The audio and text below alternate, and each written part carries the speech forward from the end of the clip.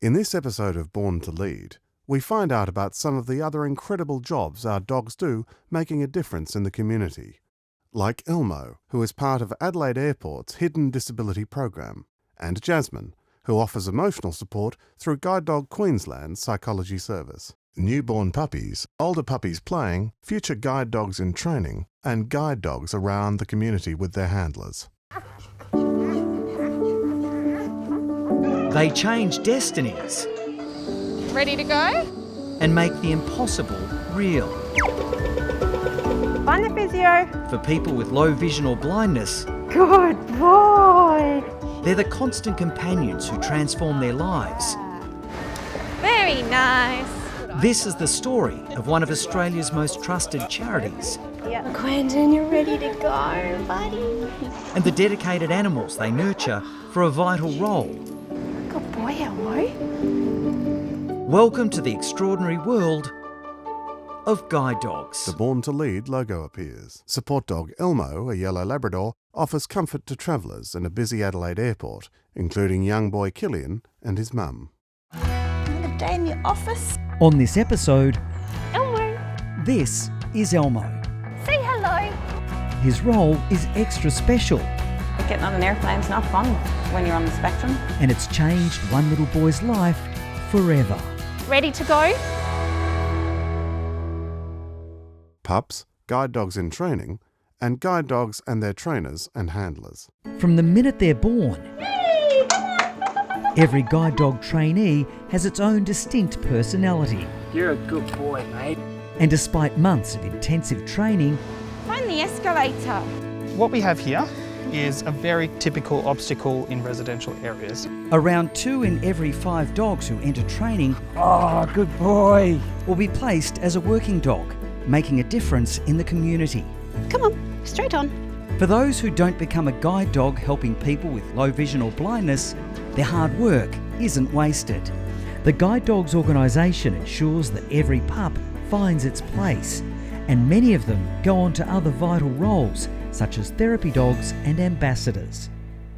Handler Justine puts on Elmo's coat as he steps into a car footwell. Come, Elmo. Time for work. In Adelaide, South Australia, support dog Elmo is getting ready to head to work with handler Justine.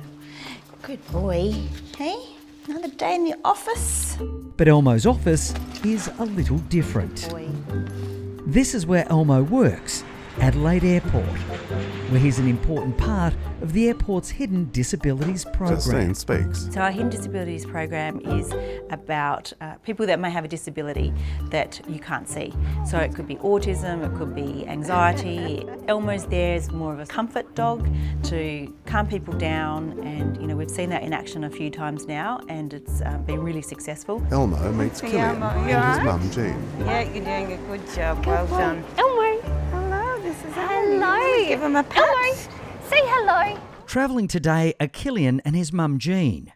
Elmo says hello to you. Killian is autistic, and airports can be a high-stress environment for Jean him. speaks. The main challenges for Killian is he's got a whole collection of sensory challenges, auditory challenges. Do you want to give him a little pat? Ah, beautiful. The biggest challenge for Killian is his anxiety. So Elmo is our facility dog, and he is here to take you on a nice calming walk through the airport. Yeah. Yeah, that's Good exciting. boy. Oh, Good boy. Today we did social stories and prepping and run-throughs and all that sort of stuff for coming to an airport, because these are very challenging environments, especially for me and his father. So you walk in the door, they're very bright, open spaces, echoey. You've got luggage being banged and clanged around. You've got beeping of the security desks, and also when they scan stuff for your bags when you're putting them in. All them little noises that for us are background noises are all heightened for him. He says he has superpower hearing, and he has, but he also has superpower smells. So you've got coffees, bags, bodies, long haul flights. You're doing a great job. I'm very proud of you, and this is going to help lots of kids with autism, okay? And then there's the stuff you don't hear or see. He's quite in tune to people's feelings, and so his empathy to everyone else who's stressed, because people are stressed. I'm stressed at an airport, most people are.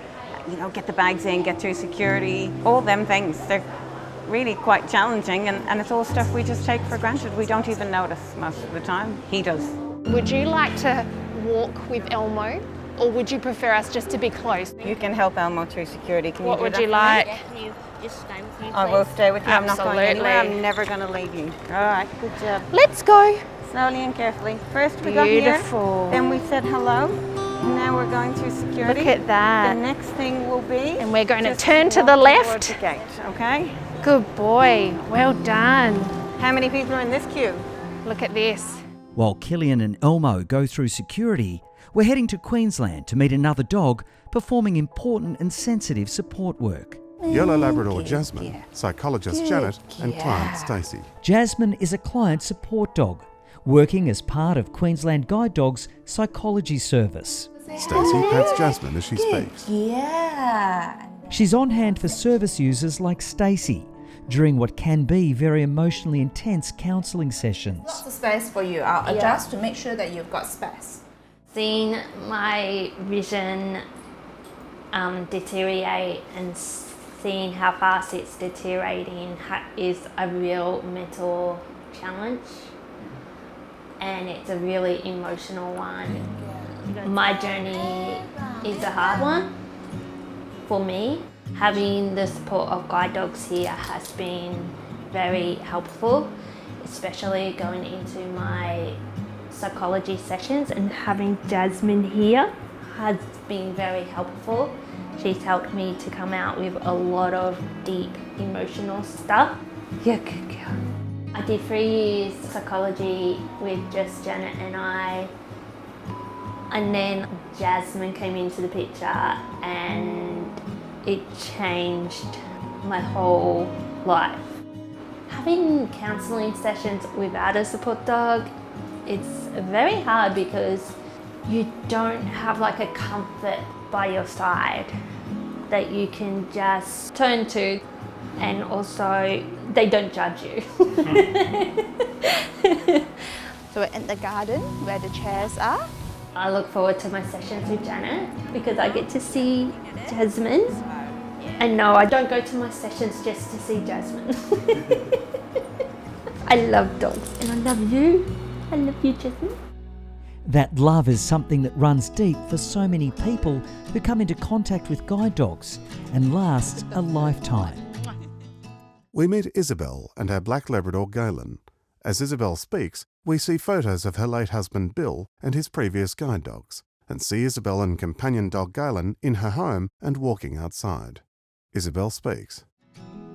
Despite not having low vision or blindness herself, Isabel's journey with guide dogs has spanned decades. Shall we go down the hill today, Galen, or up the hill, eh? My husband Bill, who passed away 2 years ago now, he had a guide dog. First person I'd ever known that had a guide dog. It's the first person to come as an assisted passage person from England to bring a guide dog with him. Bill was just an amazing handler. He just knew, he just worked with them so well. He was beautiful. Sadly, after a long and happy marriage, Bill became ill. I knew Bill was dying and that was going to be hard. You're a good boy. Faced with losing her husband, Isabel also has to contend with major spinal surgery. You wait out there for Mummy and I'll be right behind you. After years of husband Bill being the dog handler, Guide Dogs Victoria arranged for Isabel to have a companion of her own to help guide her through the hardest days of her life. Okay, Galen, we go out for a walk. Galen just sort of, if he could put his arms around me, he would. It's a really emotional thing that. We're going to see if we can find someone. Eh? Isabel and Bill wanted to find a way to repay Guide Dogs for all their support over the years. Bill and I saved hard so that we could have money to leave enough to pay for a dog. We were just working class people, so we couldn't leave a lot of money. I said, wouldn't it be great if we could sort of, get something going that would get more people interested in leaving money to guide dogs in their wills. So, working with Guide Dogs, Isabel and Bill set up the Otis Fellowship as a way of spreading the word about guide dogs' work and encouraging people to contribute. Good boy, Lenny. Over the years, the Otis Fellowship has raised millions of dollars and it's funded over 1,000 dogs, and that's amazing. I never thought, and I know Bill wouldn't have when we started, that this is what would have happened. Jen speaks. You're doing a great job. Back in Adelaide, Elmo and Killian are doing an incredible job navigating the many challenges of an airport. Good boy. Walking along, usually we'd have to drag him along, but he grabbed a hold of Elmo's lead and walked along here quite beautifully, having Elmo as that distraction, something to focus on. And for us too, it gives us a positive spin on the whole thing. You know, getting on an airplane's not fun when you're on the spectrum, so he gets to go visit Elmo. Can I tell you another fun fact? Yes, please. We have 3 special toilets for our assistance dogs like Elmo. So the fact that places like Adelaide Airport are doing something now to recognise the challenges for families like ours. Good boy. It's just invaluable really. It makes our life so much easier because it's not fun. You can't see his struggles, but they're there. They're there. So it's just wonderful. And it will make a difference, not just for our family, I'm hoping for lots of families. Today, Elmo definitely has made a difference. A simple walk from A to B that's changed a little boy's life. Killian pets Elmo and smiles. Message from proud partner Petstock showing vision of a yellow guide dog in training in a Petstock store and a yellow Labrador being groomed. The Petstock logo appears and website petstock.com.au. You can support the amazing work of Guide Dogs Australia by donating to the Petspiration Foundation this August. Help Petstock raise $200,000 by donating in-store or online. Your generosity will transform lives. Handler Stephanie packing up her apartment with her husband and black guide dog Rocky. Have you seen my marker? Have I seen your marker? Next time on Born to Lead. This will be my first move being completely blind. Massive challenges ahead for Steph. And I'm going to have to relearn the environment. As she moves interstate with guide dog Rocky. Rocky probably won't know what's going on at first. The Born to Lead logo appears, proudly presented by Guide Dogs and Petstock.